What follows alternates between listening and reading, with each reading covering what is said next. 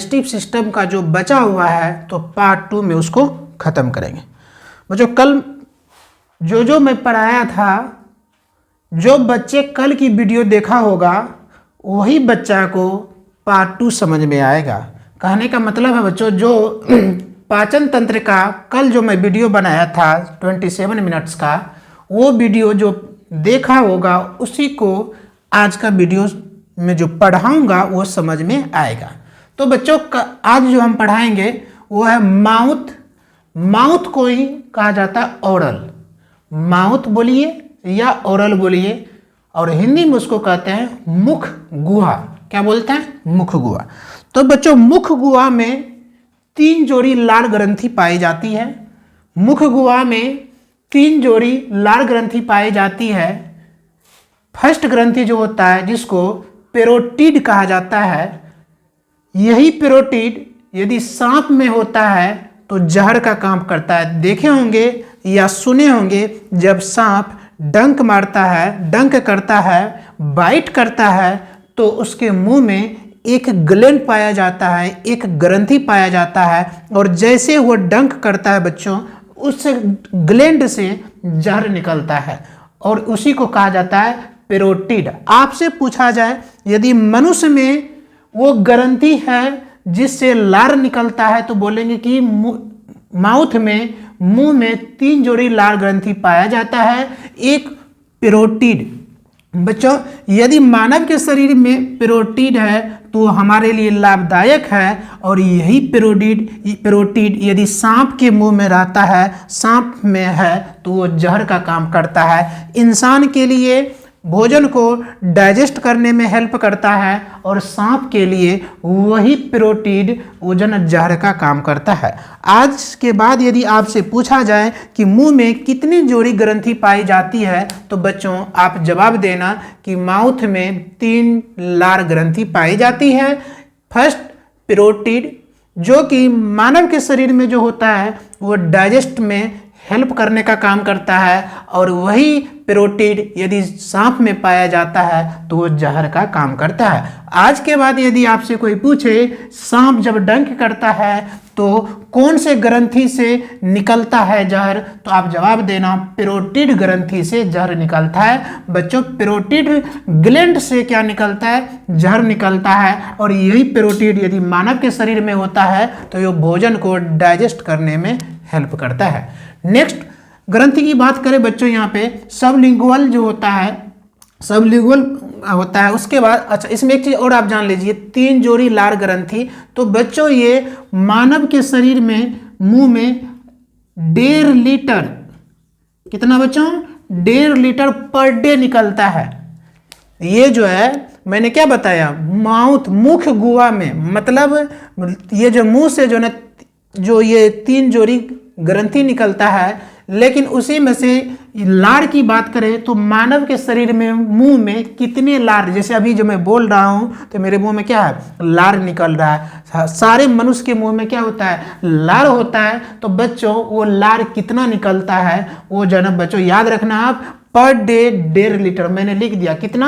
1.5 litre. आप चाहे तो इसको स्टोर करके भी देख सकते हैं, और जहाँ पे इसका प्रयोग किया जाता है लेबोरेटरी वगैरह में, तो ये देखा गया कि एक मनुष्य के शरीर में पर डे, प्रतिदिन 1.5 लीटर लार निकलता है। तो बच्चों अब बात करते हैं कि नेक्स्ट जो है पेरोटिड। अब पेरोटिड ये सांप में जो है तो जहर का काम करेगा, और मनुष्य में है तो पचाने का काम करेगा। थर्ड ग्रंथि, सेकेंड ग्रंथि जो है सबलिंगुअल, और थर्ड ग्रंथि जो बच्चों सब मेडिबुलर होता है। ये आपको पढ़ने की अभी जरूरत नहीं है, जब हाई क्लास में जाएंगे, हायर क्लास में जाएंगे तब आपको पढ़ना है ये जो 2 ग्रंथि के बारे में। इसलिए मैं यहाँ पे कोई एक्सप्लेन करने का काम नहीं किया। जो आपके सिलेबस में है, जो आपके एग्जाम के हिसाब से है, मैंने वो डिस्कस किया। तो आपके एग्जाम के हिसाब से क्या है, माउथ में कितनी जोड़ी ग्रंथि पाई जाती है? तो बच्चों माउथ में 3 जोड़ी ग्रंथि पाई जाती है।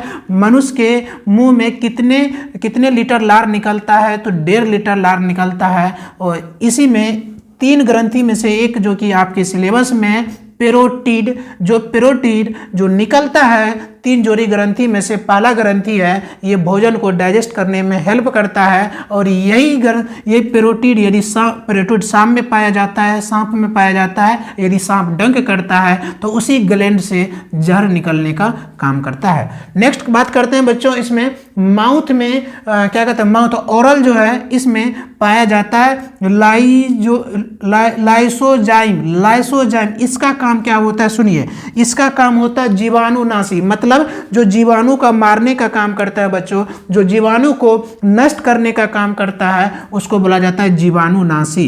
उसी को हम क्या कहेंगे, लाइसोजाइम। क्या पढ़ेंगे बच्चों इसको, लाइसोजाइम। क्या पढ़ेंगे इसको, लाइसोजाइम। अब देखिए ये कितना हेल्पफुल होता है मनुष्य के शरीर में। आप लोग देखे होंगे बच्चों, बहुत सारे जो मजदूर कैटेगरी के लोग होते हैं, मजदूर लोग जो होते हैं वो जो है तम्बाकू वगैरह जो खाते हैं या खाना भी खाते हैं ना, तो देखे होंगे वो हाथ को ऐसे पोंछ लेगा, खाना खा लेता है। या जो वो खैनी वगैरह खाता है, तम्बाकू वगैरह खाता है या कोई कुछ भी लेगा तो वो हाथ धोता नहीं है, उसको शिक्षा की कमी होती है। तो ऐसी स्थिति में अब मान लीजिए वो कोई काम कर रहा था और उसके हाथों पे बहुत सारे जीवाणु है बच्चों, और उसी हाथों से वो क्या करता है, खाना खा लेता है, जिसके कारण जो है ना खाना खाने के कारण उस खाना के साथ जीवाणु चला जाता है मुंह में, और जो है ना वही उस जीवाणु का मारने का काम कौन करता है बच्चों, तो लाइसोजाइम करता है। कौन काम करता है, लाइसोजाइम। लाइसोजाइम क्या करता है, जीवाणु का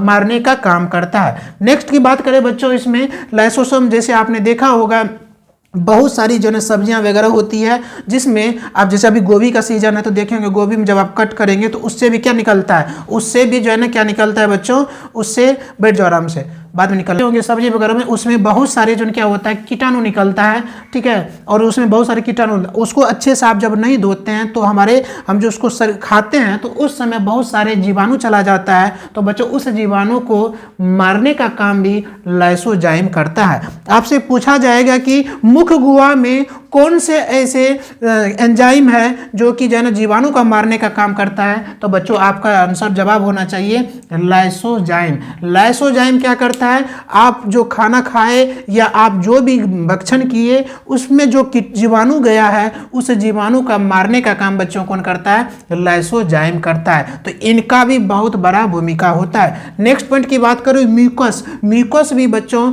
मुख गुहा में ही पाया जाता है। जिस प्रकार मैंने बताया कि मुख गुहा में 3 जोड़ी लार ग्रंथि पाई जाती है, तीनों ग्रंथि के बारे में मैंने बताया। मैंने ये भी बताया मुख गुहा में लाइसोजाइम पाया जाता है, लाइसोजाइम जीवाणु को मारने का काम करता है। और नेक्स्ट पॉइंट में बता रहा हूं म्यूकस। बच्चों म्यूकस क्या करता है, ये मुख गुहा में पाया जाता है। ये म्यूकस क्या करता है, जब आप रोटी खाते हैं या कुछ भी भोजन करते हैं तो आप देखेंगे जब उसको चबाते हैं तो उसमें चिपचिपा आ जाता है। देखे होंगे कभी कभी होता है क्या, जैसे आपने रोटी सब्जी वगैरह खा रहे हैं उसमें मिर्ची चली गई तो आप लोग देखे होंगे जब लगता है कि अब वोमिटिंग कर दें या उसको फेंकने की जब नौबत आती है, जब उसको मुंह से निकलता है तो देखिए उसमें चिपचिपा आ जाता है। या आप रोटी को अच्छे से चबा के खा के देखेंगे तो देखना कि उसमें एक चिपचिपापन आ जाता है। बच्चों उस चिपचिपापन को कहा जाता है म्यूकस। आज के बाद उस चिपचिपापन को क्या कहेंगे, म्यूकस। कहा जाता है कि जो व्यक्ति भोजन को अच्छे से खाता है, तोड़ तोड़ के खाता है,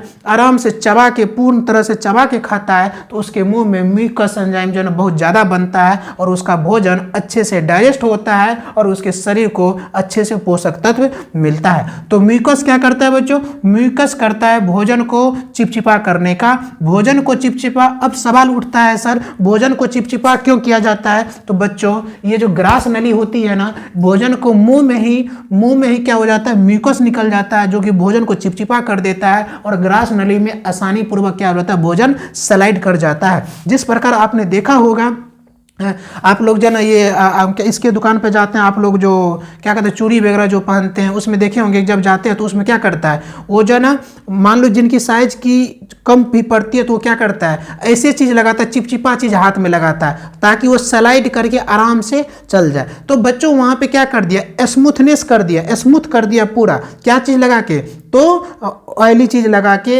या ऐसे चीज़ लगाया जो चिपचिपा कर दे, स्लाइड आराम से हो जाता है। उसी प्रकार बच्चों भोजन को चिपचिपा इसलिए किया जाता है, मुंह में भगवा प्रकृति ने इस तरह बना दिया कि म्यूकस अपने आप निकलते रहता है और ये म्यूकस आप जो भोजन खाया ना उसको चिपचिपा कर देता है और आराम से जन मुख गुहा में खाने के बाद चबाने के बाद आराम से ग्रास नली में, और ग्रास नली से कहाँ आ जाता है बच्चा, वो आमाशय में।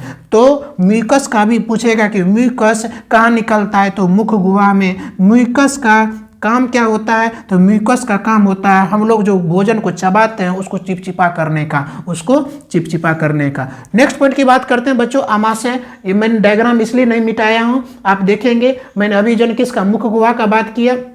अब मैं बात करने जा रहा हूँ अमाशय की बात करता हूँ बच्चों। तो आज आप सबसे इम्पोर्टेंट बात जानिए, आप जो भोजन करते हैं वो भोजन अमाशय में 4 घंटा तक रहता है। आपने क्या जाना बच्चों, आप जो भोजन करते हैं चाहे कुछ भी आप क्यों ने भोजन किया है वो भोजन 4 घंटा तक आपके अमाशय में रहता है। आपसे पूछा जाएगा कि सबसे ज़्यादा देर तक बॉडी के किस भाग में भोजन जनर रुका हुआ रहता है, तो बच्चों वो है अमाशय में 4 घंटा तक आपका जो है ना भोजन क्या रहता है, वहाँ पे रहता है। अब जानते हैं कि अमाशय 3 भाग में, मैंने यहाँ पे अमाशय के 3 भाग मैंने बताया, कार्डियक, एक द फंडिक और पाइलोरिक। तो बच्चों एक एक करके समझते हैं। सबसे पहले मैंने क्या जाना कि अमाशय हम लोग जो भोजन करते हैं, देखिए बच्चों यहाँ पे डायग्राम आप थोड़ा सा समझ सकते हैं। ये मुख गुहा है, आपने यहाँ से भोजन किया, ग्रास नली के माध्यम से कहाँ आया, अमाशय में, और यहाँ पे 4 घंटा तक भोजन आपका रहता है। यहाँ पे 4 घंटा तक आपका भोजन यहीं रहता है। उसके बाद फिर जाती है छोटी आंत में, छोटी आंत के बाद बड़ी आंत में। तो बच्चों यहाँ पे 4 घंटा जो रहता है, 4 घंटा क्यों रहता है आज उसका रीजन जानेंगे। तो बच्चों यहाँ पे 4 घंटा रहने का कुछ इसका रीजन होता है। प्रकृति ने इस तरह बनाया है कि ये 4 घंटा ही भोजन को यहाँ क्यों रोका गया, 4 घंटा तक यहाँ भोजन क्यों रहता है। तो बच्चों वहाँ पे इसको 3 भाग में, इस अमाशय को 3 पार्ट में डिवाइड कर दिया। इस अमाशय को बच्चों 3 पार्ट में डिवाइड कर दिया। यहाँ पे ये जो हो गया सेकेंड और ये हो गया थर्ड, 3 पार्ट में किया। अब बच्चों 3 पार्ट को समझेंगे तब आपको समझ में आएगा कि 4 घंटा तक भोजन अमाशय में क्यों रुकता है। तो बच्चों यहाँ पे सबसे पहले मैं कार्डियक की बात करते हैं। तो ये सबसे ऊपर वाला जो भाग होता है अमाशय का, ये क्या है आपका अमाशय है। इस अमाशय का ये जो भाग होता है, ये जो ऊपर वाला भाग होता है बच्चों, ये ऊपर वाला भाग को कहा जाता है कार्डियक। अब जब पूछेगा कि अमाशय के कितने भाग, डायरेक्टिव ऑब्जेक्टिव में पूछेगा, तो बच्चों अमाशय के 3 भाग, कौन कौन भाग, कार्डियक, ये जो कि सबसे ऊपरी भाग को कहा जाता है, सबसे ऊपरी भाग को कहा जाता है। सर इसका काम क्या होता है, तो बच्चों ये ऊपरी भाग में पाया जाता है और यहीं पे HCl हाइड्रोक्लोरिक अम्ल, मैंने क्या कहते हैं आपको जन्म 2 मंथ पहले ये चीज़ मैं बता चुका हूँ जब मैं ये चैप्टर पढ़ा रहा था। तो बच्चों आपके बॉडी में, आपके अमाशय में एक HCl हाइड्रोक्लोरिक अम्ल निकलता है। वो एसिड जो निकलता है, वो एसिड क्या करता है, वो बहुत सारे जीवाणु को मारने का काम करता है। अब देखिए बच्चों आपसे पूछा जाएगा कि किन भागों से, अमाशय के किन भागों से HCl निकलता है। तो बच्चों आपको याद होनी चाहिए अमाशय के कार्डियक भाग से HCl निकलता है। ये HCl का काम क्यों होता है, सर ये सबसे ऊपरी भाग। अब यहाँ पे इस डायग्राम के माध्यम से आप अच्छी तरह समझ सकते हैं। ये आपने जो भोजन खाया, ये भोजन ग्रास नली के माध्यम से आया अमाशय में, और अमाशय के कितना पार्ट, 3 पार्ट। सबसे ऊपरी पार्ट को क्या कहा जाता है बच्चों, तो कार्डियक कहा जाता है। सर यहीं पे तो HCl निकलता है। ये HCl क्या कहता है आप समझिए, मैंने अभी जस्ट एग्जांपल से दिया। जैसे आपने हाथ को नहीं धोया, आपका हाथ गंदा है, या बच्चा लोग को देखे होंगे, बच्चा खेलता है, उसको कुछ दे दो खाने के लिए, मुंह में ले लेता है। बहुत बच्चे की गंदी हैबिट होती है, भर दिन मुंह में उंगली करते रहता है, नाक में उंगली करता है, और उसी को क्या कर लिया, मुंह में ले लिया। तो बच्चों उसको आपने कुछ खिलाया, उसी हाथों से उसने कुछ खा लिया, तो खाया तो बहुत सारे जो है बच्चों वहां पे जीवाणु, कीटाणु हमारे अंदर जाता है। इसलिए प्रकृति ने सबसे ऊपर, अमाशय के सबसे ऊपर वाले भाग को क्या कहते हैं, कार्डियक, यहीं से HCl निकलता है। ये HCl करता क्या बच्चों, ये HCl जितने भी कीटाणु होता है सबको मार देता है, यहीं पे खत्म कर देता है। मैंने इससे पहले डिस्कस कर रहा था मुख्य गुहा का, तो मुख्य गुहा में भी क्या काम कर रहा था, लाइसोजाइम। लाइसोजाइम कोशिश करता है कि सारे कीटाणु को मार दो, लेकिन जब लाइसोजाइम से जो कीटाणु नहीं मरता है और जन मान लीजिए कि 50% कीटाणु मर दिया, मुख्य गुहा में ही जो निकलता है लाइसोजाइम यही क्या कर दिया, मार दिया, लेकिन 50% कीटाणु बच गया, 50% जीवाणु बच गया, तो वो बच्चों कहाँ जाएगा, मुख्य गुहा से ग्रास नली होते हुए जाएगा अमाशय में। और यहाँ पे HCl पहले से तैयार रहता है कि जो काम लाइसोजाइम सारे जीवाणु को नहीं मार सका होगा और जो बच के आ गया होगा उसको कौन मार देगा, HCl, हाइड्रोक्लोरिक अम्ल, ये मार देगा। सर ये किस भाग में होता है, तो अमाशय के सबसे ऊपरी वाली भाग, और सबसे ऊपरी वाली भाग को क्या कहते हैं बच्चों, कॉर्डिया एक कहा जाता है। तो यहाँ पे सबसे इम्पोर्टेंट पॉइंट बनता है बच्चों क्या, हमारे शरीर में जो कीटाणु या जीवाणु जाता है सबसे पहले मारने का काम कौन करता है, तो बच्चों सबसे पहले मारने का काम लाइसोजाइम करता है। सर ये कहाँ होता है, तो मुख्य गुहा में होता है। सर जो जिसको ये नहीं मार पाया तो उसको कौन मारेगा बच्चों, तो भोजन जो अमाशय में आता है और अमाशय के सबसे ऊपरी भाग को कॉर्डियोइक, जहाँ पे HCl बनता है और वो HCl पूर्ण रूप से मार देता है किसको, कीटाणु और जीवाणु को। अब यहाँ पे एक एग्जाम्पल्स के माध्यम से समझने की कोशिश कीजिए। आप देखे होंगे बच्चों, यदि हम लोग भर दिन में काम करते हैं, खाते हैं, कुछ से कुछ खाते रहते हैं, पानी वगैरह पीते हैं, तो मेरा मुंह गंदा नहीं होता है, किसी का मुंह गंदा नहीं होता है। लेकिन रात में बच्चों जब हम लोग सोते हैं ना और सुबह उठते हैं तो देखेंगे दांत के परत पे पीले पीले हो जाता है, या आपको खुद महसूस होगा कि मेरा मुंह गंदा है। यही तो कारण है बच्चों कि हम लोग सो के उठते हैं तो क्या करते हैं, ब्रश करते हैं। तो रीजन क्या है, व्हाट रीजन, सर इसका रीजन क्या है ये बताइए। तो बच्चों जब पूरे दिन आप काम करते हैं, बोलते हैं, कुछ न कुछ खाते रहते हैं, पीते रहते हैं, तो वहां पे बच्चों क्या होता है, मुख्य गुहा में लाइसोजाइम बनते रहता है। क्या बनते रहता है, लाइसोजाइम, जिसके कारण जो भी कीटाणु आ रहा है उसको मार दे जा रहा है, खत्म कर देता है। लेकिन बच्चों जब आप रात में सोते हैं ना तो ये लाइसोजाइम कम बनता है, जिसके कारण आपने जो रात में भोजन किया था उसमें जो कीटाणु आया था वो रात में पूरी रात आपके मुंह में रहता है, इसलिए आपका मुंह गंदा हो जाता है, दांत गंदा हो जाता है, और उस कीटाणु को मार नहीं पाता है कौन,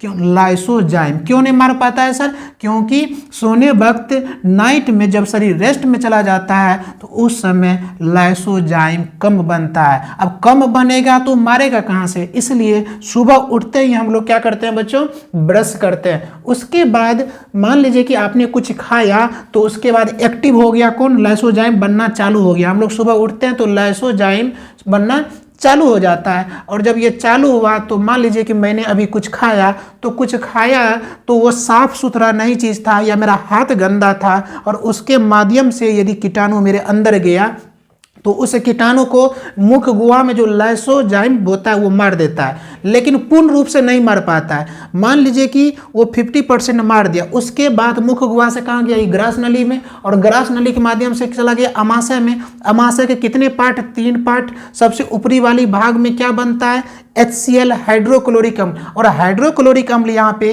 तैयार रहता है किसको मारने के लिए, तो जीवाणु को मारने के लिए। जो जीवाणु को ये नहीं मार पाया था, लाइसोजाइम नहीं मार पाया था बच्चों, उस जीवाणु को अमाशय के सबसे ऊपरी वाला जो भाग होता है कॉर्डियइक, जो कि उसी को जनक खत्म कर देता है। इसलिए मैंने यहाँ पे पॉइंट लिखा, कॉर्डियइक सबसे ऊपर पाया जाता है, कहाँ, अमाशय के सबसे ऊपर वाला भाग को। वहीं पे क्या, किसका निर्माण होता है, हाइड्रोक्लोरिक अम्ल का निर्माण होता है, और जीवाणु नाशी होता है, भोजन को तोड़ देता है कौन जी, तो ये कॉर्डियइक। तो आपने क्या सीखा, तो आपका जो भोजन अमाशय में 4 घंटा रहता है, और उसको अमाशय के कितने पार्ट, 3 पार्ट। सबसे ऊपरे वाले पार्ट को क्या कहा जाता है बच्चों, कॉर्डियइक कहा जाता है। सर ये क्या करता है, तो यहाँ से हाइड्रोक्लोरिक अम्ल निकलता है। सर हाइड्रोक्लोरिक अम्ल का काम क्या होता है? तो बच्चों हाइड्रोक्लोरिक अम्ल जो कीटाणु जाता है, जो विषाणु जाता है, सबको मारने का काम करता है और उसको क्या करता है, भोजन को तोड़ने का काम करता है। अब देखिए कभी कभी देखे होंगे कोई व्यक्ति बार बार बीमार पड़ता है, तो बच्चों हम उसने भोजन किया, उसके या आपने जो है नाइट का भोजन, रात का भोजन आप जो है दिन में खाते हैं, या आप जो मतलब ताज़ा चीज़ नहीं खाते हैं, ऐसे स्थिति में क्या होता है, आपका भोजन जाके कहाँ रुका, आमाशय में। तो बच्चों उसके शरीर में HCl का बनना बंद हो जाता है या कम हो जाता है। तो ऐसे स्थिति में सारा कीटाणु जीवाणु गया शरीर में, जीवाणु गया तो 4 घंटा आपके भोजन के साथ रहा, तो वहाँ पे आपको डिजीज हो जाता है, बीमारी हो जाता है। वहीं पे आपको पेट में ज़्यादा दर्द करेगा या आपको उल्टी जैसा होगा, क्योंकि वहाँ पे HCl बन ही कम रहा है। और इससे का कफ सिरप भी आता है। आप जाइए मार्केट में दुकान वाले के पास या डॉक्टर के पास, जब जाते हैं आप बोलेंगे क्या, सर हम जो है ना कुछ भी खाते हैं तो लगता है उल्टी हो जाएगा या पेट दर्द करते हैं। तो डॉक्टर को समझ में वो पहले से उनको जानकारी होता है कि इसका मतलब है इसके भोजन जो आमाशय में जाता है वो आमाशय में 4 घंटा रहता है, और वहाँ पे उसका सबसे ऊपरी वाला भाग जो क्या होता है, कार्डियक, उसमें क्या नहीं बन रहा है, HCl नहीं बन रहा है। तो इसका आपको कफ सिरप दे देगा। जब आप कफ सिरप 4 दिन 5 दिन पीते हैं तो बच्चों HCl हाइड्रोक्लोरिक अम्ल बनना चालू हो जाता है, और जब बनना चालू हो जाता है तो उस ऐसी स्थिति में सारे इसको जो है जीवाणु को मार देता है, फिर आपका जो है भोजन अच्छे से डाइजेस्ट होता है। नेक्स्ट पॉइंट बात करूं बच्चों, आमाशय का दूसरा पॉइंट फंडिक, जो कि फंडिक क्या करता है, भोजन को रोक के रखता है। बच्चों ये भोजन को रोकने का काम करता है। आपसे पूछा जाएगा कि आमाशय का कौन सा भाग भोजन को रोक कर रखने का काम करता है, तो बच्चों आमाशय का दूसरा भाग जिनको कहा जाता है फंडिक, ये भोजन को रख के काम करता है। यही कारण है कि आपको कभी कभी जब आप खाना खाते हैं तो एकदम लग देगा कि चुभ रहा है, तो बच्चों वो कौन काम करता है, तो वो फंडिक का काम है। थर्ड पॉइंट की बात करते हैं बच्चों, यहाँ पे तीसरा पॉइंट है आपको पाइलोरिक यहाँ पे स्पेस कम था, मैंने यहाँ पे लिखा हूं। अब समझेंगे आमाशय का तीसरा जो पार्ट होता है, तीसरा भाग जो होता है पाइलोरिक होता है बच्चों। क्या होता है, पाइलोरिक से जठर रस निकलता है। अब समझेंगे कि जठर रस कितना इंपॉर्टेंट है। सबसे पहले अब आपको समझ में आ गया होगा कि क्यों आमाशय में 4 घंटा भोजन रहता है। तो देखिए मुख्य कारण उसमें से जितने भी पाचित करने के लिए इंपॉर्टेंट चीज है, इसलिए 4 घंटा तक आमाशय में भोजन को रखा जाता है ताकि उसको सब कुछ मिल सके। इसलिए आमाशय को 3 पार्ट में कर दिया, कार्डियक, फंडिक, उसके बाद पाइलोरिक। अब पाइलोरिक क्या देता है उस भोजन को जो 4 घंटा तक आमाशय में रहता है, तो बच्चों इस पाइलोरिक से जठर रस निकलता है। सर ये जठर रस बहुत ही महत्वपूर्ण होता है, भोजन को डाइजेस्ट करने के लिए हेल्प करता है। तो जठर रस में क्या क्या निकलता है, तो जठर रस में बच्चों रेनिन, दूसरा होता है पेप्सिन, रेनिन और पेप्सिन। तो मैंने क्या बताया, तीसरा पार्ट जो होता है आमाशय का, तीसरा पार्ट आपका क्या आ गया, पाइलोरिक। तो बच्चों पाइलोरिक से जो जठर रस निकलता है, उस जठर रस से 2 पार्ट में विभाजित हो जाता है, रेनिन और पेप्सिन। आज आपको समझ में आएगा कि क्या रेनिन का कितना महत्वपूर्ण काम होता है और पेप्सिन का। आपने देखा होगा कि बच्चों का जो छोटे छोटे बच्चे होते हैं, वो बच्चे क्या करता है, उस बच्चे को आप क्या पिलाते हैं, दूध, और वो बच्चा जब उल्टी करता है तो क्या निकलता है, दही। अब आज आपको समझ में आएगा कि दूध से दही बनाने का काम कौन करता है, रेनिन। काम कौन करता है, रेनिन। यही कारण है कि छोटे छोटे बच्चे में जब देखे होंगे, जब उनकी माँ स्तनपान कराती है, उसकी माँ जब बच्चे को दूध पिलाती है और कुछ समय के बाद बच्चे जब उल्टी करता है तो आपको दही के रूप में थक्का निकलता है। तो यहाँ पे सवाल उठता है कि सर बच्चे ने दूध पिया था तो वो उसको जो उल्टी में दही क्यों निकल रहा है। तो बच्चों हो तो क्या रहा है, जितना छोटा बच्चा होगा उसके शरीर में रेनिन ज़्यादा बनेगा, और रेनिन कहाँ बनता है जी, जठर रस से, और जठर रस से कहाँ पे, पाइलोरिक। अब पाइलोरिक किसका भाग है जी, तो पाइलोरिक आमाशय का तीसरा भाग है। फिर से समझिए, ये जो है रेनिन का काम क्या होता है, दूध से दही बना देना, ठीक है। तो सर ये कहां से निकलता है, तो जठर रस से, और जठर रस किसमें, जो पाइलोरिक। सर पाइलोरिक है क्या, तो ये आमाशय का तीसरा भाग, अमाशय क्या करता है सर, भोजन को 4 घंटा तक अपने अंदर रखता है। तो बच्चों यही कारण है कि बच्चों को